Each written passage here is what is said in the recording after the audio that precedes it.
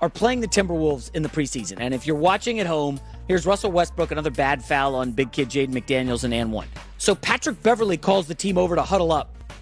Here we go. Anthony Davis is in, LeBron's in, and Russell Westbrook just doesn't want to come into the huddle. Just wants to stay on the sideline. Beverley literally goes over and says, come on over. And he's like, no thanks. Colin? There's also one in the pregame warmups where the whole team goes in, put your hand up, and he will not join the team. It's like, what are we doing? I know Lakers fans, it's only preseason, and there's a lot of Russell Westbrook truthers. No, this guy averaged a triple-double 3 years ago, Colin. We got to have him. Here he is. Look at him. Anthony Davis is trying to beg him. He won't make eye contact with teammates. I thought he was best friends with Patrick Beverley 2 weeks ago, right? I thought Darvin Ham, he's been great. He will not make eye contact with teammates. He sold his home, or he's trying to. He changed his agent. Yeah. I mean, the Westbrook guys in this, what do you want us to think? I watched the body language, house for sale, changing his agents. Multiple times the Lakers have dropped hints. So I do not buy he will be around at the All-Star break. I mean, what do you want us to believe as consumers watching this? He could say everything he wants, but at his heart, Russell Westbrook knows that LeBron does not want him there anymore. He knows that, and he can't just be a good soldier, get in the huddle, yeah, let's go, guys. He just can't do that. It's like Kyrie Irving. He cannot help himself, Colin. He can act like, I want to be here. I'm with the Nets. Steve Nash, Kevin Durant. And then he gets in front of a microphone and says total nonsense, and you're like, oh, my gosh, he's blowing up the team. So, I don't know. Lakers going into the season, you're not really buying this team. No, first of all, if you look at the West, I'm not being negative here. Denver, Jamal Murray's back, will be better. Porter as well, Michael Porter. Yeah. Okay, so they'll be better. Dallas should be. Their players are young, getting better. Golden State now has 3 young players who are emerging like star potential players. They'll be better. Clippers get Kawhi back. They'll be better. The Pelicans and the Memphis Grizzlies are ascending young teams. Minnesota Timberwolves. Minnesota Timberwolves went and spent a fortune. They'll be better. I'm at 7. Phoenix may not be better, but they're better than the Lakers today. Yes. So that's 8. That puts the Lakers, if everything goes okay with Westbrook, there's no toxic fallout, at 8. This is just not a great team. And you can already feel the toxicity. You can see the video. Listen, it's the video's telling you all you need to know. This is what we're seeing out. What's it like behind the scenes? This is what the cameras are showing you. He can't even hide his disdain for what's going on. And by the way, Lakers open on Tuesday with the Warriors, and then they play the Clippers on Thursday. I will be in attendance at that game. Colin, wait till the Lakers start 0-2. And the media's like, well, you guys can't beat the top teams in the West. And Russell Westbrook. Have you noticed what the NBA's done? So the NBA, LeBron is still a television needle mover. So what the NBA has done, and they do this all the time, nobody watches the NBA in October, November until Christmas. Nobody watches it. And they know that. Football, heart of the football season. So the NBA schedules the bigger marquee regular season games for February, March, and April. That's what they do. So the Lakers' early season schedule with LeBron is all the dregs of society, all the dregs of the NBA.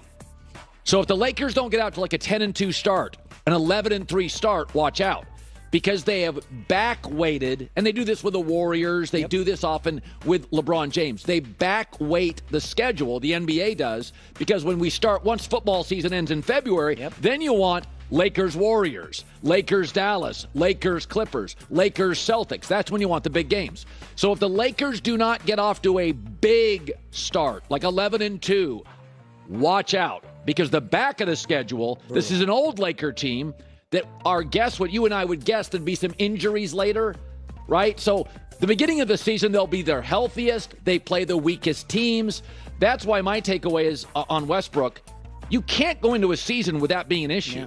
It's hovering over the cloud. You have got to pick up a lot of wins early. The first month and a half Lakers schedule is a lot of W's if you show up and you're healthy. I don't think we talked about this last week, but Pelinka got an extension. Notice how he locked that in before this potential disaster erupts for the Lakers, Colin. All right, J-Mac with the news. Well, that's the news. And thanks for stopping by. The Herd Live. You know, it is, we were talking about this yesterday.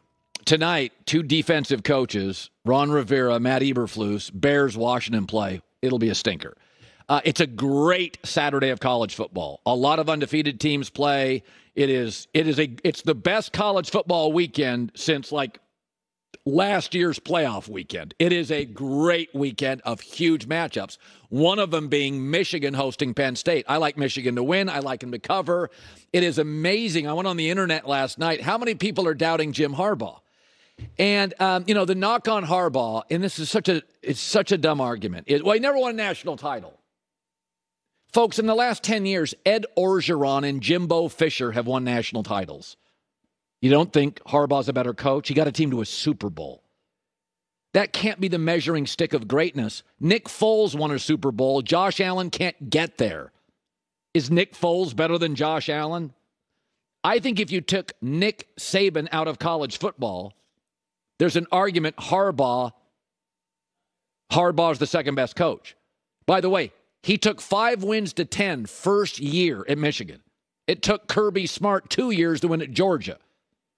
And Georgia is in a state with 130 minimum Division I football players. Harbaugh has to leave the state to get great players. Kirby Smart has to take his car around the corner to get a recruiting class. So Michigan is his 4th head coaching job. He's won in all of them. 3 of 4 he won the very first year. I think he's a great coach. People just, again, stubborn. Lamar Jackson's overrated, stubborn. Harbaugh can't coach. If you take out the COVID season, he averages 10 wins a year. He just beat Ohio State. He's the reigning Big Ten champ. He's coming off a playoff appearance. And I think this is potentially, by the end of the year, his fastest, best football team. Doubt him all you want. But I like Michigan to win this weekend, and I like him to win because I think Harbaugh's a better coach than James Franklin, and I think James Franklin is fine. But if you're still holding on to that dumb guy argument is he's never won a natty, Texas A&M today, if they could, would replace Jimbo Fisher with Jim Harbaugh. Ed Orgeron got fired twice. I love Ed Orgeron, one of the nicest guys ever. But his record in college football without Joe Burrow was under 500, and that's at LSU and some USC. So it is. Everybody is like, oh, keep your eye on Penn State. Is the Herd Line News.